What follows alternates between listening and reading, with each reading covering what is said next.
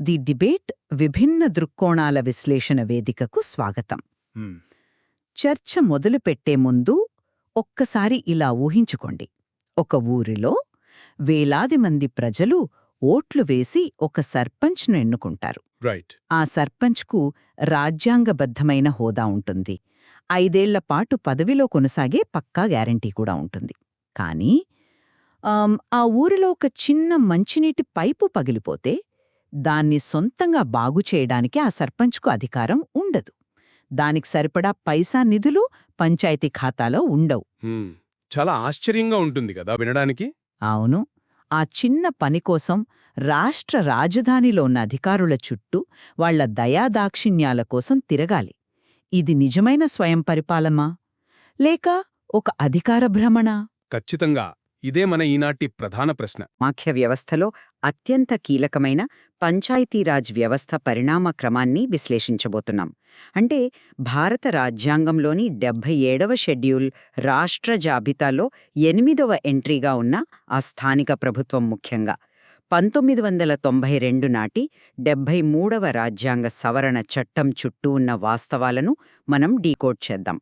అంటే ఇక్కడ అసలైన డిబేట్ ఏంటంటే, పంచాయతీరాజ్ వ్యవస్థ అసలైన విజయమనేది రాజ్యాంగబద్ధమైన ఎన్నికలు, రిజర్వేషన్లు కల్పించిన ఆ రాజకీయ సాధికారతపైన ఆధారపడి ఉందా, లేక స్థానిక సంస్థలకు పూర్తిస్థాయి నిధులు, విధులు బదిలీ చేసే ఆ పరిపాలనా ఆర్థిక వికేంద్రీకరణ జరగడంపై ఆధారపడి ఉందా? ఈ వాదనలో మొదటి స్టాండును నేను సమర్థిస్తున్నాను. అంటే 73వ రాజ్యాంగ సవరణ ద్వారా లభించిన ఆ రాజకీయ కవచం వల్లే అట్టడుగు స్థాయిలో అసలైన ప్రజాస్వామ్యానికి పునాది పడింది అనేది నా వాదన. రాజ్యాంగ రక్షణ లేకుండా రాష్ట్ర ప్రభుత్వాల దయాదాక్షిణ్యాలపై ఆధారపడే వ్యవస్థ ఎప్పుడూ స్వయం ప్రతిపత్తిని సాధించలేదనేది నా ప్రాథమిక నమ్మకం. నేను ఈ వాదనను తీవ్రంగా వ్యతిరేకిస్తున్నాను. అంటే రాజ్యాంగపరంగా ఏర్పడిన ఆ పునాది, ఆ నిర్మాణం పట్ల నాకు ఎలాంటి అభ్యంతరం లేదు. కానీ ఒక వ్యవస్థకు కేవలం ఎన్నికలు నిర్వహించి చట్టబద్ధత కల్పించినంత మాత్రాన అది సజీవంగా ఉన్నట్లు కాదు కదా. అంటే మీ ఉద్దేశం? నా ఉద్దేశమేంటంటే, పరిపాలనా సామర్థ్యం, ఆర్థిక స్వేచ్ఛ లేకుండా ఆ నిర్మాణం కేవలం ప్రాణం లేని ఒక అస్థిపంజరం లాంటిదే అంటున్నాను. జీవీకే రావు కమిటీ చాలా స్పష్టంగా ఒక మాట చెప్పింది. నిజమైన అధికార బదిలీ జరగకుండా కేవలం పైపై ఎన్నికలు నిర్వహించడం వల్ల ఏర్పడేది వేర్లు లేని గడ్డి, అదే గ్రాస్ విదౌట్ రూట్స్ లాంటి వ్యవస్థ మాత్రమే అని. అభివృద్ధి ప్రణాళికలు రూపొందించే అధికారం, ఆ ప్రణాళికలను అమలు చేయడానికి అవసరమైన ఆర్థిక వనరులే పంచాయతీరాజ్ వ్యవస్థకు ప్రాణవాయువు అని నేను బలంగా వాదిస్తున్నాను. సరే, మీరు ఆర్థిక వనరుల గురించి మాట్లాడుతున్నారు. కానీ అసలు ఒక వ్యవస్థకు చట్టబద్ధమైన ఉనికి లేకపోతే ఆ వనరులను ఎవరు తీసుకుంటారు? దశాబ్దాలపాటు భారతదేశంలో పంచాయతీల పరిస్థితి ఎలా ఉండేదో ఒక్కసారి గుర్తుచేసుకోండి. అవి కేవలం రాష్ట్ర ముఖ్యమంత్రుల, రాజకీయ నాయకుల దయాదాక్షిణ్యతాలపై ఆధారపడి ఉండేవి. అంటే రాష్ట్ర ప్రభుత్వానికి ఇష్టం లేకపోతే 10ఏళ్లపాటు ఎన్నికలు నిర్వహించేవారు కాదు, ఎవ్వరూ అడిగే హక్కు ఉండేది కాదు. 73వ రాజ్యాంగ సవరణ చట్టం ఆ నియంతృత్వానికి ముగింపు పలికింది కదా. రైట్. కానీ ఒక్క నిమిషం పూర్తి చేయనివ్వండి. ఆ రాజ్యాంగ హోదా, తప్పనిసరి ఎన్నికలు కల్పించడం ద్వారా ఇకపై రాష్ట్ర ప్రభుత్వాలు స్థానిక సంస్థలను రద్దుచేసి కాలయాపన చేసే వెసులుబాటుని ఈ చట్టం లాగేసుకుంది. రాజ్యాంగ రక్షణ అనే ఈ కవచం లేకుండా మీరు చెప్పే ఏ పరిపాలనా స్వయం ప్రతిపత్తిని మనం సాధించలేము కదా. చూడండి, అది కాగితం మీద వినడానికి చాలా బాగుంది. కానీ గ్రౌండ్ రియాలిటీకి వచ్చేసరికి చారిత్రకంగా ఇది ఎంత విఫలమైందో మనం చూడాలి. రాజ్యాంగంలో ఒక చట్టం రాయడం వల్ల వ్యవస్థలు రాత్రికి రాత్రే మారిపోవు. అసలు ఈ వ్యవస్థ ఎలా పనిచెయ్యాలి, దాని మెకానిజం ఏమిటి అనేది 1957 నాటి బలవంతరాయ్ మెహతా కమిటీ చాలా స్పష్టంగా వివరించింది. అవును, 3 అంచెల వ్యవస్థ. ఎగ్జాక్ట్లీ. అంతకుముందు 1952లో వచ్చిన కమ్యూనిటీ డెవలప్మెంట్ ప్రోగ్రాం ఎందుకు విఫలమైంది? ఎందుకంటే దాన్ని పూర్తిగా బ్యూరోక్రాట్లు నడిపించారు, ప్రజల భాగస్వామ్యం సున్నా. దాన్ని సమీక్షించిన బలవంతరాయ్ మెహతా కమిటీ ప్రజాస్వామ్య వికేంద్రీకరణ అనే కాన్సెప్ట్ తెచ్చింది. వాళ్ళు చెప్పిన ఆ 3 అంచెల వ్యవస్థను గమనించండి. గ్రామస్థాయిలో గ్రామ పంచాయతీకి ప్రత్యక్ష ఎన్నికలు, బ్లాక్ స్థాయిలో పంచాయతీ సమితికి, జిల్లా స్థాయిలో జిల్లా పరిషత్కు పరోక్ష ఎన్నికలు సూచించారు. రైట్. ఇక్కడ అత్యంత కీలకమైన విషయమేమిటంటే అధికారాలన్నీ పంచాయతీ సమితికిచ్చి దాన్ని కార్యనిర్వాహక సంస్థగా చేశారు. జిల్లా పరిషత్ను కేవలం సలహా, పర్యవేక్షక మండలిగా ఉంచి దానికి కలెక్టర్ను అధ్యక్షుడిగా చేశారు. 1959 అక్టోబర్ 2న రాజస్థాన్లోని నాగోర్లో ఇది ప్రారంభమైనప్పుడు అదొక అద్భుతమైన పరిపాలనా ప్రయోగం. ఆ తర్వాత ఆంధ్రప్రదేశ్ దాన్ని ఫాలో అయింది. కాని ఆ తర్వాత రాష్ట్రాలు దాన్ని ఎలా నీరుగార్చాయో చూడండి. తమిళనాడు ఏమో 2 అంచెలు గడితే పశ్చిమ బెంగాల్ ఏకంగా 4 అంచెలు పెట్టింది. ఇంకా న్యాయ పంచాయతీలు అని రకరకాల ప్రయోగాలు. ఇది కదా అసలైన పరిపాలనా వైఫల్యం. రాష్ట్రాలు అధికారాలను వికేంద్రీకరించడానికి ఇష్టపడలేదు. ఒక్క నిమిషం ఆగండి. మీరు చెప్పిన ఆ బల్వంతరాయ్ మెహతా కమిటీ సూచనలు అంత పటిష్టంగా, విప్లవాత్మకంగా ఉంటే 1960ల నాటికి ఆ వ్యవస్థ ఎందుకు పేకమేడలా కూలిపోయింది? ఎందుకంటే మీరు చెప్పిన ఆ పరిపాలనా ప్రయోగం వెనుక రాజ్యాంగపరమైన ఒత్తిడి లేదు. రాష్ట్ర ప్రభుత్వాలు ఆ వ్యవస్థను తమ చేతుల్లోని కీలుబొమ్మలా వాడుకున్నాయి. నేను ఒప్పుకుంటాను, కానీ మీరు వైఫల్యం అంటున్నారు కాని ఆ వైఫల్యం స్థాయి ఎంత తీవ్రంగా ఉందో తెలుసా? 1960 నుండి 1976 మధ్యకాలంలో ఈ పంచాయతీల పతనాన్ని అధ్యయనం చేయడానికి కేంద్ర ప్రభుత్వం ఏకంగా 13 వేర్వేరు కమిటీలను, స్టడీ టీంలను నియమించాల్సొచ్చింది. ఇదొక అడ్మినిస్ట్రేటివ్ డిజాస్టర్. 13 కమిటీలు అంటే? అవును, 13. ఉదాహరణకు చెబుతాను వినండి. 1960లో విఆర్ రావు కమిటీ, 1961లో ఎస్డి మిశ్రా కమిటీ, ఆ తర్వాత వి ఈశ్వరన్, జిఆర్ రాజ్గోపాల్. గ్రామసభలు ఎందుకు పనిచేయట్లేదో చూడటానికి ఆర్ఆర్ దివాకర్ కమిటీని వేశారు. ఓ. ఎం రామకృష్ణయ్య కమిటీ. అసలు పంచాయతీలకు ఆర్థిక వనరులు ఎందుకు లేవో చూడటానికి కె సంతానం కమిటీని వేశారు. మళ్లీ ఎన్నికల కోసం ఇంకో Santhanam committee, RK Khanna, G Ramachandran. భూసంస్కరణల అమలులో పంచాయతీల పాత్ర కోసం వి రామనాథన్ కమిటీ. చివరకు 1976లో దయా చౌబే కమిటీ. ఒక వ్యవస్థకు సరైన చట్టబద్ధమైన పునాది ఉంటే ఇన్ని కమిటీలు వేసి ప్యాచ్వర్క్ చేయాల్సిన అవసరమేముంటుంది? అది నిజమే, కానీ అందుకే 1977లో జనతా ప్రభుత్వం వేసిన అశోక్ మెహతా కమిటీ అసలు రోగాన్ని పసిగట్టింది. వారు ఏకంగా 132 సిఫార్సులు చేశారు. అందులో ముఖ్యమైనవేంటో చూడండి. 15,000 నుండి 20,000 జనాభాతో మండల్ పంచాయతీ, జెడ్పీలతో 2 అంచెల వ్యవస్థ. ముఖ్యంగా స్థానిక ఎన్నికల్లో రాజకీయ పార్టీలు తమ అధికారిక గుర్తులపై పోటీ చేయాలని చెప్పారు. పార్టీ గుర్తులు. అవును. అప్పుడే జాతీయస్థాయి రాజకీయాలకు, స్థానిక సంస్థలకు మధ్య ఒక లింక్ ఏర్పడుతుందని భావించారు. పంచాయతీలకు తప్పనిసరిగా పన్నులు విధించే అధికారమివ్వాలన్నారు. సోషల్ ఆడిట్, న్యాయ పంచాయతీలకు అర్హత గల జడ్జ్, ఎస్సీ ఎస్టీ రిజర్వేషన్లు.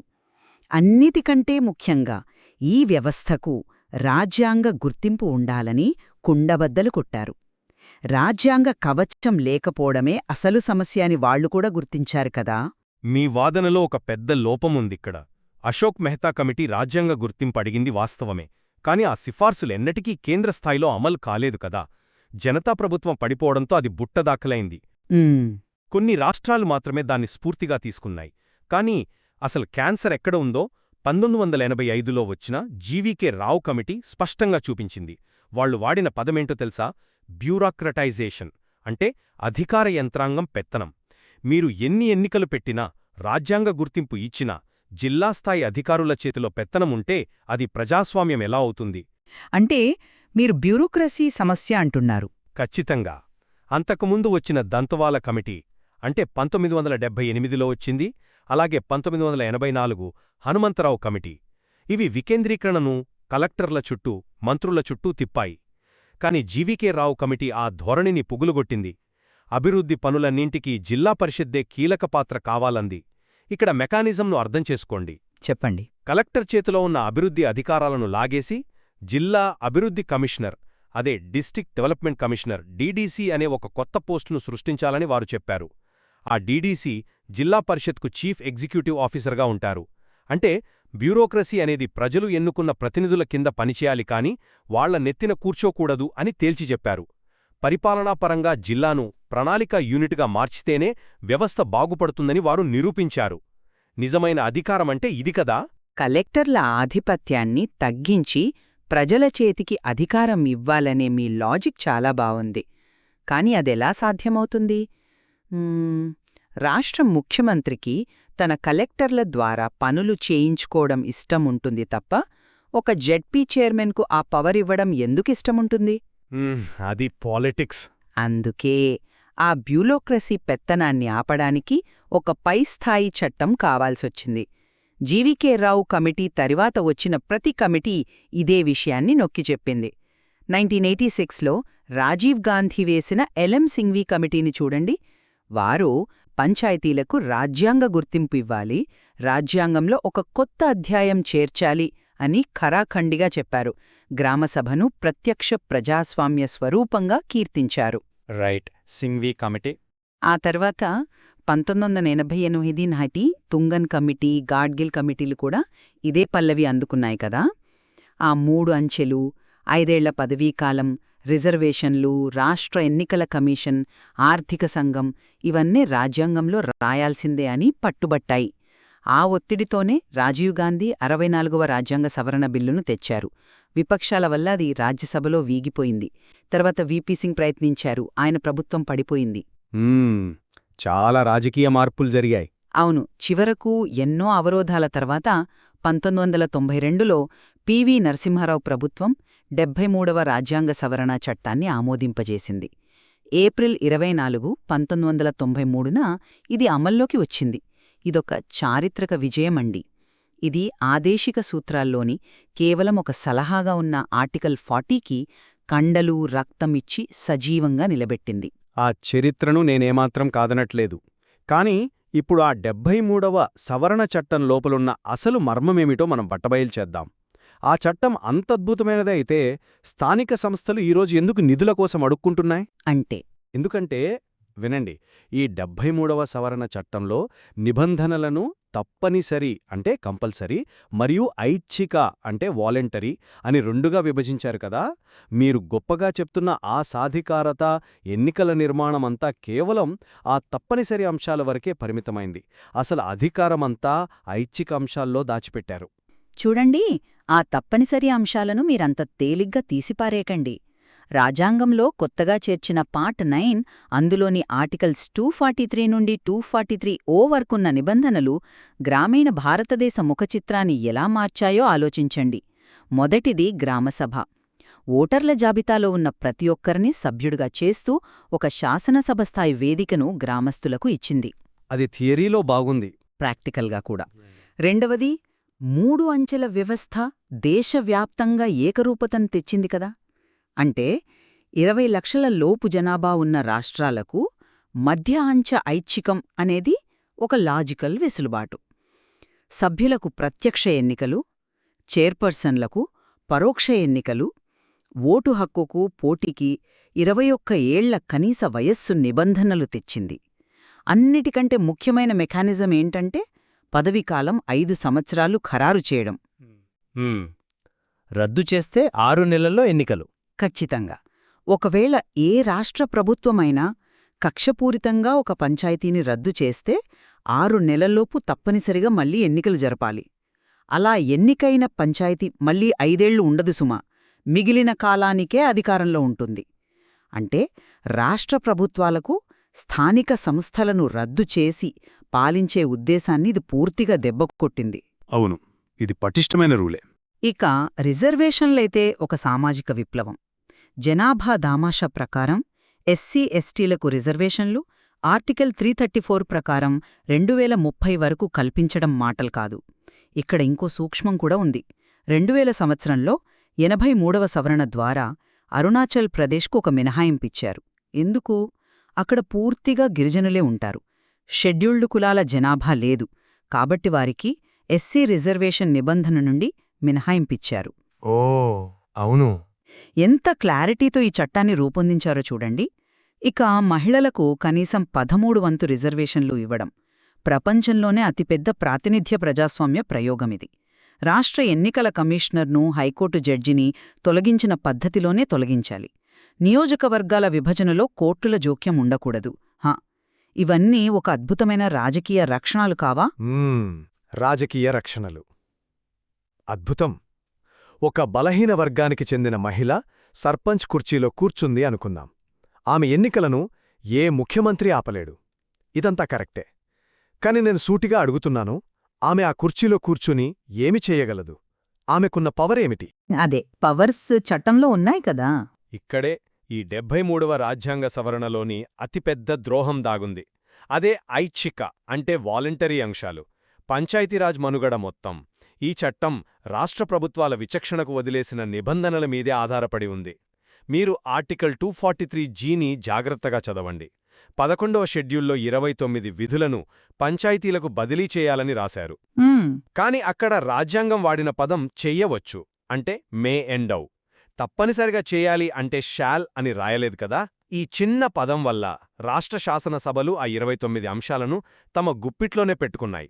అసలా జాబితాలో ఏమున్నాయో వింటే మీరు ఆశ్చర్యపోతారు. నేను చెబుతాను, వినండి. చెప్పండి. వ్యవసాయం, భూసంస్కరణలు, మైనర్ ఇరిగేషన్, పశుసంవర్ధక, మత్స్య, ఇంకా సామాజిక అటవీకరణ, మైనర్ ఫారెస్ట్ ప్రొడ్యూస్, చిన్న తరహా పరిశ్రమలు. ఇవన్నీ పంచాయతీలవే కదా. ఆగండి, ఇంకా ఉన్నాయి. ఖాదీ గ్రామీణ పరిశ్రమలు, గ్రామీణ గృహ నిర్మాణం, త్రాగునీరు, ఇంధనం, పశుగ్రాసం, రోడ్లు, వంతెనలు, విద్యుదీకరణ, సాంప్రదాయేతర శక్తి, పేదరిక నిర్మూలన. బాబోయ్, చాలానే ఉన్నాయి. ఇంకా ప్రాథమిక మరియు మాధ్యమిక విద్య, సాంకేతిక శిక్షణ, వయోజన విద్య, గ్రంథాలయాలు, సాంస్కృతిక కార్యక్రమాలు, మార్కెట్లు, ఆరోగ్యం, పారిశుద్ధ్యం, కుటుంబ సంక్షేమం, మహిళా శిశు అభివృద్ధి, సామాజిక సంక్షేమం, బలహీన వర్గాల సంక్షేమం, పీడీఎస్, కమ్యూనిటీ ఆస్తుల నిర్వహణ. ఇన్ని ఉన్నాయి. దీని గ్రౌండ్ రియాలిటీ ఎలా ఉంటుందో చెబుతాను, వినండి.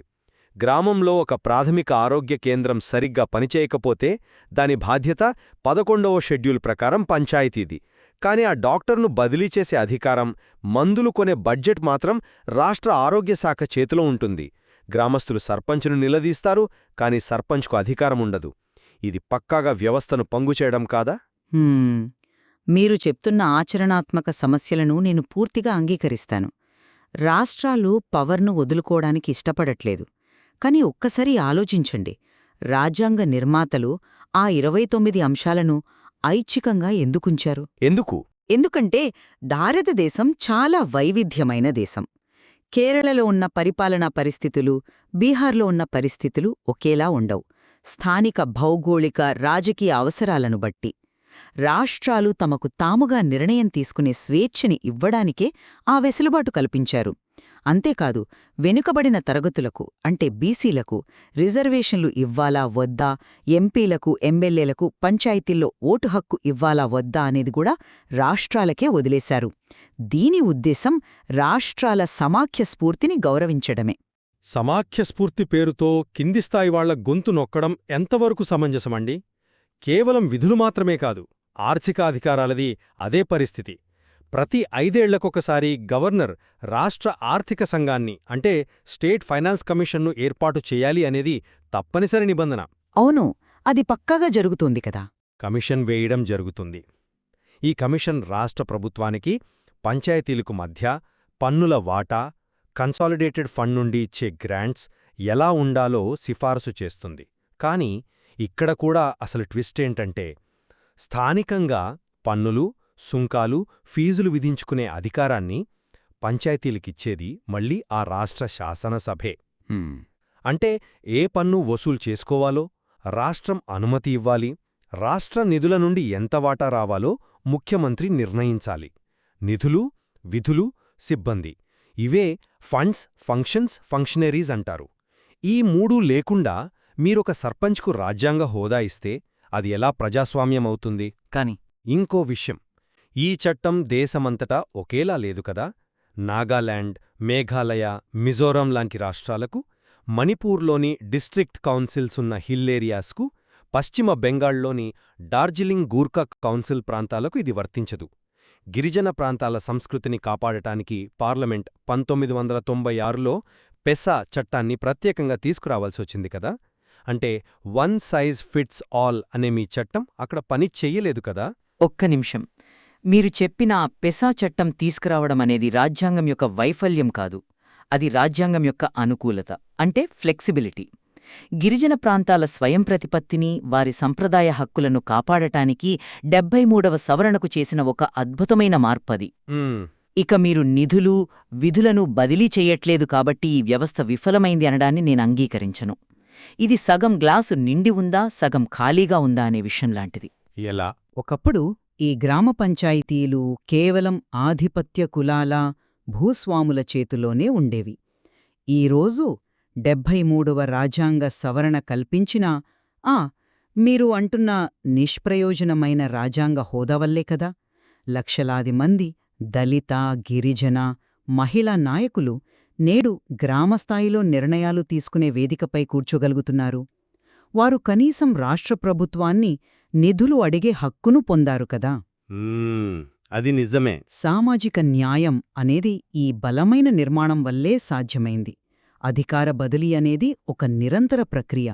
చట్టం వారికి ఆ వేదికను కల్పించిందే. ఇప్పుడు ఆ వేదికపై నుండి వారు తమ హక్కుల కోసం పోరాడుతున్నారు. ఖచ్చితంగా. రిజర్వేషన్ల ద్వారా అట్టడుగు వర్గాలకు ఒక గొంతుకు దొరికిందన్న చారిత్రక వాస్తవాన్ని నేను ఎన్నటికీ కాదనను. రాజకీయ సాధికారత అనేది ఈ వికేంద్రీకరణ ప్రయాణంలో ఒక సగం మాత్రమే. ఆ సగం విజయవంతంగా అమలవుతుంది. కాని మిగతా సగం, ఆ 29 విధులు, వాటిని నిర్వర్తించడానికి కావలసిన నిధులు, స్వతంత్రంగా నిర్ణయాలు తీసుకునే పరిపాలనా స్వేచ్ఛ, ఇవి స్థానిక సంస్థలకు చేరినప్పుడే కదా బలవంతరాయ్ మెహతా, అశోక్ మెహతా, జీవీకే రావు కలలుగన్న అసలైన అభివృద్ధి సాధ్యమవుతుంది. ఒక బండి ముందుకు సాగాలంటే 2 చక్రాలు ఎలాగో, పంచాయతీరాజ్కు ఈ రాజ్యాంగ నిర్మాణం ఎంత ముఖ్యమో పరిపాలనా వికేంద్రీకరణ కూడా అంతే ముఖ్యమైనది. ఆ ఇంజన్ లేకుండా బండి ముందుకు కదలదు. నేను ఈ విషయంలో మీతో పూర్తిగా ఏకీభవిస్తాను. ఈనాటి మన చర్చ ద్వారా ఒక లోతైన అవగాహనకు వచ్చామనే అనుకుంటున్నాను. పంచాయతీరాజ్ వ్యవస్థను కేవలం ఒక చట్టంగానో లేక కేవలం నిధుల పంపిణీగానో చూస్తే సంపూర్ణ చిత్రం అర్థం కాదు. 73వ రాజ్యాంగ సవరణ భారతదేశ గ్రామీణ పరిపాలనకు ఒక బలమైన చెక్కుచెదరని ప్రజాస్వామ్య పునాదిని నిర్మించింది. రిజర్వేషన్లు, క్రమం తప్పని ఎన్నికలు అనే పిల్లర్లను నిలబెట్టింది. అవును. కాని మీరు చెప్పినట్లు ఆ వ్యవస్థ సజీవంగా, శక్తివంతంగా పనిచేయాలంటే రాష్ట్ర ప్రభుత్వాలు తమ పిడికిలి వదులుకోవాలి. 11వ షెడ్యూల్లోని ఆ 29 అంశాలపై పూర్తి అధికారాలను, నిధులను బదిలీ చేయాలి. అప్పుడే ఆ గ్రామీణ స్వపరిపాలనా నిర్మాణం ఒక సంపూర్ణమైన ప్రజాస్వామ్య వ్యవస్థగా మారుతుంది. అవును. ఈ చర్చలో ఒకే వాదన్ను పూర్తిగా సమర్థించలేము కదా. ఈ 2 దృక్కోణాలను పక్కపక్కన పెట్టి చూసినప్పుడే మన పంచాయతీరాజ్ వ్యవస్థలోని సంక్లిష్టత, అందులో సాధించిన అద్భుతమైన విజయాలు మరియు ఇప్పటికీ ఎదుర్కొంటున్న లోపాలు శ్రోతలకు స్పష్టంగా అర్థమవుతాయి. ఆ తప్పనిసరి అంశాలిచ్చిన భద్రత, ఐచ్ఛిక అంశాలు సృష్టిస్తున్న అడ్డంకులు, ఇవే ఈ వ్యవస్థ యొక్క అసలైన ముఖచిత్రం. ఖచ్చితంగా అండి. వివిధ కమిటీల సిఫార్సులు, చారిత్రక వైఫల్యాలు మరియు రాజ్యాంగ నిబంధనల ఆధారంగా మనం చేసిన ఈ సుదీర్ఘ విశ్లేషణ ద్వారా శ్రోతలు ఒక స్పష్టమైన అభిప్రాయాన్ని ఏర్పరచుకుంటారని ఆశిస్తున్నాం. ఈ వ్యవస్థ కేవలం ఒక చట్టం కాదు, అది మిలియన్ల కొద్దీ ప్రజల నిత్య జీవితాలతో ముడిబడి ఉన్న ఒక సామాజిక ప్రయోగం. ఆ అస్థిపంజరానికి పూర్తిస్థాయిలో ప్రాణం పోసే బాధ్యత మన సామాఖ్య వ్యవస్థదే. మరెన్నో ఆసక్తికరమైన, మేధోపరమైన అంశాలతో మరో చర్చలో కలుద్దాం. వింటున్నందుకు ధన్యవాదాలు. Welcome to the debate. ఈ విశ్లేషణాత్మక చర్చకు స్వాగతం. ఒక అద్భుతమైన రాజ్యాంగాన్ని రచించి, ఆపైన గ్రామీణ వ్యవస్థకు అత్యున్నత అధికారాలను బదిలీ చేసినట్లు కాగితాలపై ఘనంగా ప్రకటించి, తీరా ఆ అధికారాలను వాడుకోవడానికి అవసరమైన నిధులను, అంటే కనీస సిబ్బందిని కూడా ఉద్దేశపూర్వకంగా నిలిపివేస్తే ఎలా ఉంటుందో ఒక్కసారి ఊహించండి. ఈరోజు మనం చర్చించబోయే అంశం సరిగ్గా ఇదే. అవును, ఇది చాలా ఆసక్తికరమైన, ఇంకా సంక్లిష్టమైన అంశం కదా. భారతదేశంలో పంచాయతీరాజ్ సంస్థల పనితీరు, ప్రత్యేకించి షెడ్యూల్డ్ ప్రాంతాల్లోని పెసా చట్టం, అంటే Panchayati Raj extension to scheduled areas చట్టం ఆశించిన స్థాయిలో సత్ఫలితాలనివ్వకపోవడానికి అసలు కారణమేంటి? ఇది పైస్థాయి నుండి అధికారాలను బదిలీ చేయడంలో రాష్ట్ర ప్రభుత్వాలు ఉద్దేశపూర్వకంగా చేస్తున్న వ్యవస్థాగత విధ్వంసమా లేక క్షేత్రస్థాయిలో నిధులు సమీకరించుకోవడంలో బాధ్యతలు నిర్వహించుకోవడంలో ఆ గ్రామ పంచాయతీలకున్న ప్రాథమిక సామర్థ్య లోపమా? దీనిపైనే మనం దృష్టి పెడుతున్నాం. ఖచ్చితంగా. దీనికోసం మనం కొన్ని ప్రామాణిక నివేదికలను చూడాలి. అవును. పంచాయతీరాజ్ మంత్రిత్వ శాఖ ప్రచురించిన 2011 నుండి 16 రోడ్ మ్యాప్, అలాగే రెండవ పరిపాలనా సంస్కరణల కమిషన్ అంటే సెకండ్ ఏఆర్సీ నివేదిక, ఇంకా రాజ్యాంగంలోని పార్ట్ 9 అందించిన ఆధారాలతో ఈ అంశాన్ని లోతుగా విశ్లేషిద్దాం. నా వాదనిక్కడ చాలా స్పష్టంగా ఉంది. రాష్ట్ర ప్రభుత్వాలు విధులు, నిధులు, సిబ్బందిని అంటే 3Fs అంటాం కదా, ఫంక్షన్స్, ఫండ్స్, ఫంక్షనరీస్, వీటిని బదిలీ చెయ్యకపోవడమే ఈ వైఫల్యానికి ప్రధాన కారణం. రాజ్యాంగం పటిష్టమైన పునాదినిచ్చింది, కాని రాష్ట్రాలు తమ గుత్తాధిపత్యాన్ని వదులుకోవడానికి ఏమాత్రం సిద్ధంగా లేవు. ఒక్క నిమిషం. మీరు చెప్పిన ఆ కాగితాలపై ఘనంగా ప్రకటించిన రాజ్యాంగం గురించే నాకు అభ్యంతరముంది. అంటే పై స్థాయి చట్టాలు, విధానాలు వాస్తవికతకు ఎంతో దూరంగా ఎక్కడో ఆదర్శాల మేఘాల్లో విహరిస్తున్నాయన్న అభిప్రాయం. ఆదర్శాల మేఘాల్లో అంటారా? అవునండి. పైస్థాయి చట్టాలు ఎంత గొప్పగా ఉన్నా సరే వాటిని గ్రహించి అమలు చేసే సామర్థ్యం అంటే అబ్జార్ప్టివ్ కెపాసిటీ స్థానికంగా లేకపోవడమనేది మనం కాదనలేని సత్యం. ఉదాహరణకు సర్పంచులకు తమ సొంత పన్నులు వసూలు చేసుకునే అధికారం చట్టబద్ధంగా ఉంది కదా, కానీ స్థానిక సామాజిక సమీకరణాల వల్ల వాళ్లు ఆ సాహసం చేయడం లేదు. కేంద్ర, రాష్ట్ర ప్రభుత్వాల ఉచిత గ్రాంటులపై అతిగా ఆధారపడటం ఒక వ్యసనంగా మారిపోయింది. ఉచిత గ్రాంట్లు అని మీరు చాలా తేలిగ్గా తీసిపారేస్తున్నారు. లేదండి, అది వాస్తవం. పైగా కనీసం ఒక పూర్తిస్థాయి పంచాయతీ కార్యదర్శి కూడా లేని మౌలిక సదుపాయాల లేమి ఈ వ్యవస్థను పూర్తిగా నిర్వీర్యం చేస్తోంది. ఇది పైస్థాయి కుట్ర ఏమీ కాదు, ఇది స్పష్టంగా క్షేత్రస్థాయిలో ఉన్న కార్యాచరణ వైఫల్యం. చూడండి, క్షేత్రస్థాయి వైఫల్యం అని మీరు అంత సులభంగా ముద్రవేసే ముందు అసలు ఆ క్షేత్రస్థాయికి చట్టం ఏ స్థాయిలో స్వేచ్ఛను ప్రసాదించిందో, దాన్ని రాష్ట్ర ప్రభుత్వాలు ఎలా లాగేసుకున్నాయో మనం గమనించాలి. 1996 నాటి పెసా చట్టాన్ని లోతుగా పరిశీలిద్దాం. ఇది సాధారణ చట్టం కాదు కదా? అవును, అది షెడ్యూల్డ్ ప్రాంతాలకు సంబంధించిన చట్టం. ఖచ్చితంగా 5వ షెడ్యూల్ ప్రాంతాలున్న 10 రాష్ట్రాలకు ఇది వర్తిస్తుంది.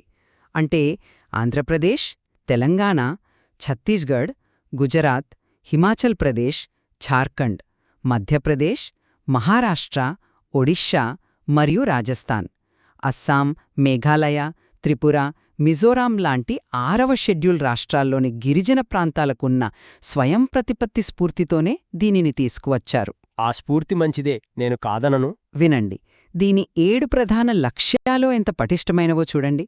రాజ్యాంగంలోని పార్ట్ 9ను మార్పులతో షెడ్యూల్డ్ ప్రాంతాలకు విస్తరించడం, గిరిజనులకు స్వయం పాలన అందించడం, గ్రామసభను కేంద్రబిందువుగా చేయడం, సంప్రదాయాలకు అనుగుణమైన పరిపాలన అందించడం, గిరిజన ఆచారాలను పరిరక్షించడం, ఇవన్నీ ఒకెత్తైతే కింది స్థాయి అధికారాలను పై స్థాయివారు లాక్కోకుండా నిరోధించడం అనేది అత్యంత ముఖ్యమైన లక్ష్యం.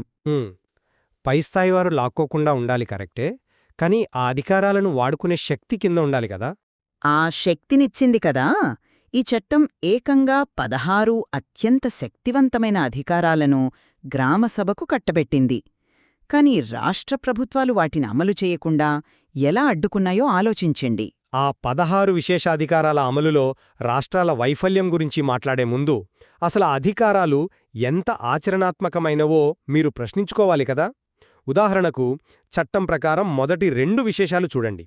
చట్టాలు స్థానిక ఆచారాలకు అనుగుణంగా ఉండాలి, అలాగే గ్రామం అంటే కేవలం ఒక ఆవాసం లేదా సమూహం అని నిర్వచించారు. అవును, అది స్థానికతకు ఇచ్చిన గౌరవం. 3వది ఓటర్లతో గ్రామసభ ఏర్పాటు. ఇక 4వది సాంస్కృతిక గుర్తింపును, వివాద పరిష్కార విధానాలను కాపాడే అధికారం గ్రామసభది. 5వది పథకాల ఆమోదం, లబ్ధిదారుల ఎంపిక గ్రామసభది. 6వది నిధుల వినియోగ ధృవీకరణ పత్రం అంటే యూసీ గ్రామసభ ఇవ్వాలి. ఇక్కడిదాకా వినడానికి చాలా అద్భుతంగా ఉంది కదా. అద్భుతంగా ఉండటమే కాదు, రాజ్యాంగబద్ధంగా సరైనది కూడా. కానీ అసలు సమస్య 13వ విశేషం దగ్గర వస్తోంది. ఒకసారి ఆ ఫీచర్ 13 దగ్గరకు వచ్చేసరికి పరిస్థితి ఎలా మారిపోతోందో గమనించండి. గ్రామసభకు మత్తు పదార్థాల నియంత్రణ, అటవీ ఉత్పత్తుల యాజమాన్యం, వడ్డీ వ్యాపారుల నియంత్రణ, భూమి అన్యాక్రాంతం కాకుండా చూడటం, గ్రామ మార్కెట్ల నిర్వహణ, సామాజిక రంగాలపై అదుపు లాంటి అసాధారణ బాధ్యతలు అప్పగించారు. అందులో తప్పే ఉంది. వాళ్ల వనరులపై వాళ్లకే హక్కుండాలి. హక్కు ఉండాలి, కాని ఇది అక్షరాలా ఒక ఎడ్లబండికి విమానం ఇంజిన్ తగిలించినట్లుగా ఉంది. కనీస ఆర్థికాక్షరాస్యత, పోలీసింగ్ అధికారం, అకౌంటింగ్ పరిజ్ఞానం లేని ఒక గ్రామ పంచాయతీ మార్కెట్ శక్తులను, వడ్డీ వ్యాపారుల మాఫియాను, మత్తు పదార్థాల ముఠాలను ఎలా నియంత్రిస్తోంది? బాధ్యతలు అప్పగించారు సరే, దానికి తగ్గ పరిపాలనా సామర్థ్యమెక్కడుంది? ఆ సామర్థ్యం నిర్మించాల్సిన బాధ్యత రాష్ట్ర ప్రభుత్వాలదే కదా. మీరు సామర్థ్యం లేమి గురించి మాట్లాడుతున్నారు, కాని అదే 16 విశేషాల్లో ఉన్న అసలు ఆర్థిక స్వేచ్ఛను రాష్ట్రాలు ఎలా హైజాక్ చేశాయో చూడండి. మీరు 7-8 ఫీచర్స్ మర్చిపోయారు. జనాధా దామాషాలు రిజర్వేషన్లివ్వాలి, చైర్పర్సన్ పదవులు పూర్తిగా ఎస్టీలకే ఉండాలి, ప్రాతినిధ్యం లేని ఎస్టీలను నామినేట్ చేసే అధికారం కూడా 10% మించకుండా ఉండాలి. ఇదంతా సామాజిక న్యాయం. సామాజిక న్యాయం జరిగింది, నేను కాదనడం లేదు. ఎన్నికలు జరుగుతున్నాయి. కాని ఆర్థిక స్వేచ్ఛ 9వ విశేషం ప్రకారం భూసేకరణ లేదా పునరావాసం కోసం గ్రామసభను ముందుగా సంప్రదించాలి. కాని ప్రణాళికంతా రాష్ట్రస్థాయి అధికారులే తమ చేతుల్లో పెట్టుకున్నారు. ఇక 10, 11, 12 విశేషాలు చూడండి. చిన్న నీటి వనరుల నిర్వహణ గ్రామసభది. మైనర్ మినరల్స్ తవ్వకాలకు, వాటి వేలంపాటకు ఖచ్చితంగా గ్రామసభ సిఫార్సు ఉండాలి. కాని వాస్తవంలో ఏం జరుగుతోంది? ఏం జరుగుతోంది అంటారో? అటవీ శాఖ, మైనింగ్ శాఖ అధికారులు గ్రామసభ తీర్మానాలను కేవలం ఒక లాంఛనంగా మార్చేశారు. 14వ విశేషం పైస్థాయిల పెత్తనం లేకుండా రక్షణ కల్పిస్తే, 15వ విశేషం 6వ షెడ్యూల్ విధానాన్ని జిల్లాస్థాయిలో అనుసరించాలని చెబుతోంది. పైగా రాష్ట్రపతి ఆమోదం పొందిన ఏడాదిలోపు పాత చట్టాలన్నీ రద్దవుతాయని 16వ విశేషం స్పష్టం చేసింది. అయినా కూడా రాష్ట్ర ప్రభుత్వాలు కావాలనే లోపభూయిష్టమైన సవరణలు చేస్తూ పంచాయతీలను తమ గుప్పిట్లో ఉంచుకుంటున్నాయి. దీన్ని సామర్థ్యలేమి అంటారా, లేక ఉద్దేశపూర్వక ఆధిపత్యమంటారా? దీన్ని నేను ప్రాథమికంగా సామర్థ్యలేమికి మరియు వనరుల సమీకరణ ఇచ్ఛాశక్తి లేకపోవడానికి మధ్య ఉన్న అంతరంగా విశ్లేషిస్తాను. రాష్ట్ర ప్రభుత్వాలు అధికారాలు ఇవ్వలేదని మీరు ఆరోపిస్తున్నారు.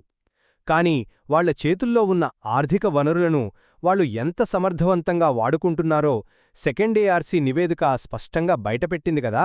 ఎలా బయటపెట్టింది? నిధులు పంచాయతీలకు 5 మార్గాల్లో వస్తాయి. 1. ఆర్టికల్ 280 ప్రకారం కేంద్ర ఆర్థిక సంఘమిచ్చే గ్రాంట్లు. 2. ఆర్టికల్ 243(i) ప్రకారం రాష్ట్ర ఆర్థిక సంఘం నిధులు. 3. రాష్ట్ర ప్రభుత్వ రుణ గ్రాంట్లు. 4. కేంద్ర ప్రాయోజిత పథకాలు, అంటే సెంట్రల్లీ స్పాన్సర్డ్ స్కీమ్స్. ఇక 5వది, అత్యంత కీలకమైనది, పంచాయతీల అంతర్గత వనరుల సమీకరణ, అంటే వాళ్ల సొంత పన్నులు. పన్నుల గురించి మాట్లాడుతున్నారు. అవును. మొదటి 4 మార్గాలు పైనుండి ఉచితంగా వచ్చేవి. ఈ 5వ మార్గమే ఆ వ్యవస్థకు ఆత్మలాంటిది అని సెకండ్ ఏఆర్సీ చెప్పింది. చట్టం ప్రకారం గ్రామ పంచాయతీలకు ఆస్తి పన్ను, వృత్తి పన్ను, నీటి పన్ను, లైటింగ్ పన్ను, పశువుల నమోదు ఫీజు వసూలు చేసే అధికారముంది. ఇక మధ్యంతర జిల్లా పంచాయతీలకు ఫెర్రీ సర్వీసులు, వాహనాల రిజిస్ట్రేషన్ లాంటి ఆదాయ మార్గాలున్నాయి. కానీ దేశవ్యాప్తంగా దాదాపు అన్ని గ్రామ పంచాయతీలు ఈ పన్నులు వసూలు చేయడంలో ఘోరంగా విఫలమయ్యాయి. ఎందుకు? ఎందుకంటే వినండి, కేంద్ర రాష్ట్ర ప్రభుత్వాలు పంపే నిధులు టైడ్ ఫండ్స్గా వస్తున్నాయి కాబట్టి. నిర్దిష్ట పథకాలకే కట్టుబడిన నిధులవి. కేరళ, కర్ణాటక, తమిళనాడు లాంటి ప్రగతిశీలంగా ఉన్నాయని మనం భావించే రాష్ట్రాల్లో కూడా ఇదే దుస్థితి కదా. కానీ ఆ రాష్ట్రాలు కొంచెం మెరుగ్గానే ఉన్నాయి కదా. మెరుగ్గా ఉన్నా 11వ షెడ్యూల్లోని అత్యంత కీలకమైన 29 అంశాల్లో, ముఖ్యంగా ప్రాథమిక విద్య, ఆరోగ్యం, మంచినీరు లాంటివి ఇప్పటికీ రాష్ట్ర ప్రభుత్వాల చేతుల్లోనే ఉన్నాయి. పంచాయతీలకు స్వతంత్రంగా ఖర్చు పెట్టుకునే అన్టైడ్ ఫండ్స్ ఇవ్వకుండా కేవలం పైనుండి వచ్చే ఫండ్స్కు వాచ్మెన్లలాగా మార్చేశారు. వాళ్లకు తమకు నచ్చిన పనులు చేయాలో నిర్ణయించుకునే స్వేచ్ఛ లేనప్పుడు స్థానికంగా పన్నులు వసూలు చేసి మాత్రం ఏం ప్రయోజనం? చాలా ప్రయోజనం ఉందే. పన్నులు వసూలు చేస్తే జవాబుదారీతనం వస్తుంది, ప్రజలు ప్రశ్నిస్తారు. కాని సర్పంచులు ఈ పనులు వసూలు చేయడానికి ఎందుకు ఇష్టపడరు? ఇక్కడే మనం సోషల్ ప్రాక్సిమిటీ ట్రాప్ అంటే సామాజిక సామీప్యత ఉచ్చు గురించి మాట్లాడుకోవాలి. సామాజిక సామీప్యత ఉచ్చు ఆసక్తికరమైన పదం. అవును, కేంద్ర రాష్ట్ర ప్రభుత్వాలు ఎక్కడో దూరంగా ఉండే ఒక వ్యవస్థ లాంటివి. అవి ఆదాయ పన్ను లేదా జీఎస్టీ విధిస్తే ఎవరూ వ్యక్తిగతంగా తీసుకోరు. కాని ఒక గ్రామ సర్పంచ్ తన పక్క ఇంటివాడిని, తన బంధువుని, తన పొరుగువాడిని ఆస్తి పన్ను లేదా నీటి పన్ను అడగాలంటే అది అపనికి రాజకీయ ఆత్మహత్యతో సమానం. మనం ఒకే ఊళ్ళో ఉంటూ నామీదే పన్నేస్తావా అని ప్రజలు నిలదీస్తారు. అంటే పన్నులు వెయ్యడానికి భయపడుతున్నారని మీ ఉద్దేశం? ఖచ్చితంగా. ఆ ఉచ్చులో పడకుండా సర్పంచులు ఉచితంగా వచ్చే గ్రాంట్ల కోసం ఎదురుచూస్తారు. ఉచితంగా గ్రాంట్లు వస్తే ప్రజలు కూడా సోషల్ ఆడిట్ చెయ్యరు, జవాబుదారీతనం అడగరు. ఇదొక సౌకర్యవంతమైన మ్యూచువల్ అగ్రిమెంట్. పంచాయతీరాజ్ వైఫల్యానికి పంచాయతీరాజ్ మంత్రిత్వశాఖ ప్రచురించిన రోడ్మ్యాప్లో 8 కారణాలను ప్రస్తావించారు కదా. అందులో 5వ కారణం పన్నులు విధించడానికి అయిష్టత అని స్పష్టంగా ఉంది. మీరు ఆ 8 కారణాలను ప్రస్తావించారు కాబట్టి వాటిని సమగ్రంగా విశ్లేషిద్దాం. మీరు కేవలం స్థానిక లోపాలను చూపిస్తున్నారు, కాని వ్యవస్థాగత లోపాలను సౌకర్యవంతంగా పక్కన పెడుతున్నారు. ఆ రోడ్మ్యాప్లోని మొదటి కారణం స్పష్టంగా 3 Fs అంటే విధులు, నిధులు, సిబ్బంది బదిలీ లేకపోవడం మరియు రాష్ట్ర ఆర్థిక సంఘాల సిఫార్సులను రాష్ట్రాలు బుట్టదాఖలు చేయడం గురించే కదా? అవును, అది మొదటి కారణం. రెండవ కారణం బ్యూరోక్రసీ నియంత్రణ. ఒక ఎన్నికైన సర్పంచ్ చిన్న చెక్ మీద సంతకం కోసం లేదా సాంకేతిక అనుమతి కోసం బ్లాక్ ఆఫీసుల చుట్టూ కాళ్లరిగేలా తిరగాల్సిన దుస్థితి. మూడవ కారణం మీరు చెప్పినట్లే టైడ్ ఫండ్స్. నాలుగవ కారణం ప్రభుత్వ నిధులపై అతిగా ఆధారపడేలా చేయడం.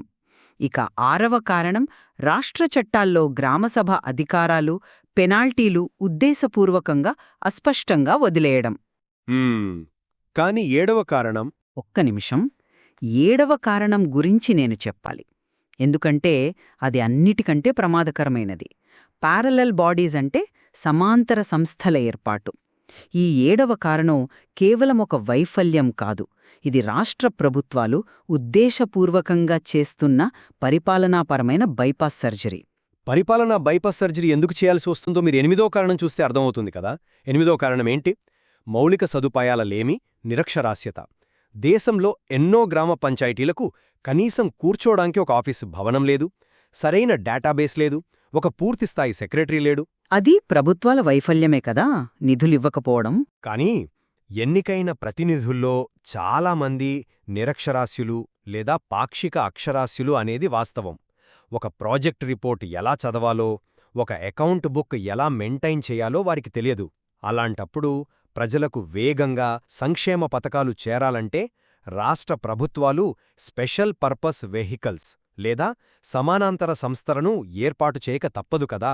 సామర్థ్యం లేని పంచాయతీల చేతుల్లో నిధులు పెట్టి పనులు ఆగిపోయేలా చేయడం కన్నా ప్యారలల్ బాడీస్ ద్వారా పనులు వేగవంతం చేయడమే ఏ ప్రభుత్వమైనా చేస్తుంది. వేగవంతం చేయడం పేరుతో ప్రజాస్వామ్య పునాదులనే మీరు సమర్థిస్తూ విచ్ఛిన్నం చేస్తున్నారు. సమానాంతర సంస్థలను సృష్టించడం ద్వారా రాష్ట్రాలు పంచాయతీరాజ్ సంస్థల అధికారాలను లాగేసుకుని వారిని నైతికంగా దెబ్బతీస్తున్నాయి. రాజ్యాంగంలోని పార్ట్ 9 ఈ దేశానికి ఎంత అద్భుతమైన నిర్మాణాన్నిచ్చిందో మనం అస్సలు మర్చిపోకూడదు. రాజ్యాంగ నిర్మాణం గొప్పదే అనడంలో నాకెలాంటి సందేహం లేదు. 73వ సవరణ ద్వారా చేర్చబడిన ఆర్టికల్స్ 243 నుండి 243 వరకు ఉన్న నిర్మాణంలో ఎంత స్పష్టత ఉందో గమనించండి. 243 గ్రామసభకు రాజ్యాంగబద్ధమైన ప్రాణం పోసింది. 243 3 అంచెల పంచాయతీ వ్యవస్థను విధిగా ఏర్పాటు చేయాలని శాసించింది. 243 వాటి కూర్పులో ఏకరూపతను తెచ్చింది. ఇక 243 రిజర్వేషన్ల ద్వారా కనీసం 3వ వంతు మహిళలకు, జనాభా ప్రాతిపదికన ఎస్సీ మరియు ఎస్టీలకు ఊహించని సామాజిక న్యాయాన్ని చేకూర్చింది. ఇదంతా ఒక పరిపూర్ణమైన ప్రజాస్వామ్య చట్టం కదా. అవును, అది కాగితంపై ఒక పరిపూర్ణమైన చట్టమే. దానికి తోడు ఆర్టికల్ 243 ప్రతి పంచాయతీకి 5 ఏళ్ల కాలపరిమితిని ఖచ్చితంగా అమలు చేయాలని, ఒకవేళ రద్దయితే 6 నెలల్లోపు మళ్లీ ఎన్నికలు జరగాలని నిర్దేశించింది. 243F సభ్యుల అనర్హతలను నిర్ణయించింది. 243కే రాష్ట్ర ఎన్నికల సంఘం ద్వారా స్వతంత్రంగా ఎన్నికలు నిర్వహిస్తోంది. మరియు 243ఓ ఈ ఎన్నికల విషయాల్లో కోర్టుల జోక్యానికి కూడా అడ్డుకట్టవేసింది. కరెక్ట్. మీరు గమనిస్తే ఈ రాజకీయ చట్రం అద్భుతంగా పనిచేస్తుంది. ఎన్నికలు సమయానికే జరుగుతున్నాయి. కానీ అసలు సమస్య ఈ చట్రంలో నింపాల్సిన ఇంధనం దగ్గరే వస్తోంది. ఆ ఇంధనమే ఆర్టికల్ 243G, 243H, 243I మరియు 243J. ఖచ్చితంగా మీరు పాయింట్ పట్టుకున్నారు. ఆర్టికల్ 243G పంచాయతీలకు అధికారాలు, బాధ్యతలను నిర్దేశిస్తూ వాటిని నిజమైన స్థానిక స్వపరిపాలనా సంస్థలుగా మార్చాలని రాష్ట్రాలను ఆదేశించింది. 11వ షెడ్యూల్లోని ఆ 29 అంశాలను బదిలీ చేయాలని కోరింది. 243H పన్నులు విధించే అధికారాన్ని ఇచ్చింది. 243I నిధుల పంపిణీకి రాష్ట్ర ఆర్థిక సంఘాన్ని ఏర్పాటు చేయమంది. 243J ఖాతాల ఆడిట్ను నిర్దేశించింది. ఇక 243L దీనిని కేంద్రపాలిత ప్రాంతాలకు వర్తింపజేస్తే 243M షెడ్యూల్డ్ ప్రాంతాలకు మినహాయింపు ఇచ్చి పెసా చట్టానికి దారితీసింది. పాత చట్టాల కొనసాగింపు గురించి 243N స్పష్టం చేసింది. ఇన్ని ఆర్టికల్స్, ఇన్ని రాజ్యాంగ రక్షణలున్నప్పటికీ ఆ ఆర్టికల్ 243G కింద అధికార బదిలీ జరగలేదు అంటే అది రాష్ట్ర ప్రభుత్వాల వ్యవస్థాగత అణిచివేత కాదా? మీరు 243G అమలు కాలేదని పదే పదే విమర్శిస్తున్నారు. కానీ ఇక్కడ మీరొక కీలకమైన విషయాన్ని విస్మరిస్తున్నారు. అధికారాలను బదిలీ చెయ్యాలని ఎంతమంది నిపుణులు చెప్పారో ఒక్కసారి మనం గత కమిటీల చరిత్రను చూద్దాం. సరే, చూద్దాం. 2001 సంవత్సరంలో లలిత్ మాథుర్ ఆధ్వర్యంలో అధికారాలు, విధుల బదిలీపై టాస్క్ ఫోర్స్ ఏర్పాటు చేశారు. 2005లో V Ramachandran committee grass roots level planning అంటే అట్టడుగు స్థాయిలో ప్రణాళికపై రిపోర్టిచ్చింది. 2008లో శ్రీమతి రజ్వంత్ సంధు నేతృత్వంలో జిల్లా ప్రణాళిక మాన్యువల్ రూపొందించారు. మళ్లీ 2010లో వి రామచంద్రన్ గారితోనే డిఆర్డీఏ అంటే జిల్లా గ్రామీణ అభివృద్ధి ఏజెన్సీల పునర్నిర్మాణంపై కమిటీ వేశారు. చివరగా 2012లో మణిశంకర్ అయ్యర్ ఆధ్వర్యంలో సేవల పంపిణీకి పంచాయతీల వినియోగంపై మరో కమిటీ వేశారు. ఒక దశాబ్ద కాలంలో ఈ 5 కమిటీలు పదే పదే ఎందుకు వేయాల్సొచ్చింది అంటారు? ఎందుకంటే ఆ కమిటీలన్నీ రాష్ట్రాలు అధికారాలను వికేంద్రీకరించాలని మొత్తుకుంటున్నాయి కాబట్టి. లలిత్ మాథుర్ కమిటీ నుండి మణిశంకర్ అయ్యర్ కమిటీ వరకు అన్నీ పదే పదే చెప్పింది ఒకటే: ప్రజలకు నేరుగా సేవలు అందించాలంటే ఆ 243G ప్రకారం పూర్తి అధికారాలు పంచాయతీలకే ఇవ్వాలి అని. వాళ్ళకి అధికారాలు ఇవ్వకుండానే వాళ్లు పని చేయలేకపోతున్నారు కాబట్టి సమాంతర సంస్థలను పెడతామనడం ఎంత హాస్యాస్పదం. మీరొకరి కాళ్లు కట్టేసి ఆ తర్వాత వాళ్లు పరుగెత్తలేకపోతున్నారని విమర్శిస్తున్నట్లుంది ఇది. లేదు, మీరు ఆ కమిటీల ఉద్దేశ్యాన్ని కేవలం ఒక కోణం నుండే చూస్తున్నారు. వి రామచంద్రన్ కమిటీ నివేదికల్లో అట్టడుగు స్థాయిలో ప్రణాళిక ఎలా చేయాలో నేర్పించడానికి ఎంత ఇబ్బంది పడ్డాలో చదవండి. క్షేత్రస్థాయిలో వాటిని స్వీకరించే సామర్థ్యం లేదు. శిక్షణ ఇస్తే వస్తుంది కదా. శిక్షణ ఇవ్వాలి, కానీ ప్రస్తుత పరిస్థితి చూడండి.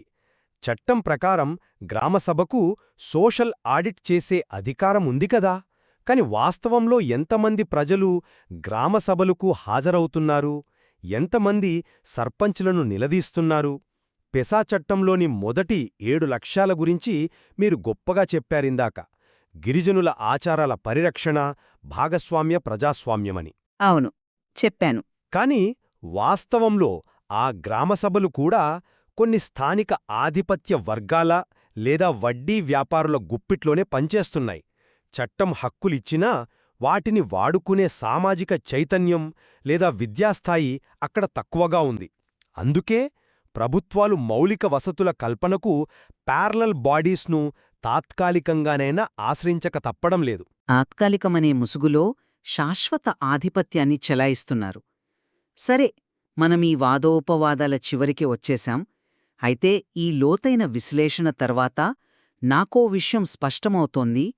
పంచాయతీరాజ్ మరియు పెసా చట్టాలు, ప్రత్యేకించి ఆర్టికల్ 243 నుండి 243O వరకు ఉన్న ఆ రాజ్యాంగ నిర్మాణం భారతదేశంలో ఒక అద్భుతమైన ప్రజాస్వామ్య ప్రయోగమనే విషయంలో మనమిద్దరం ఖచ్చితంగా ఏకీభవిస్తున్నాం కదా. ఖచ్చితంగా.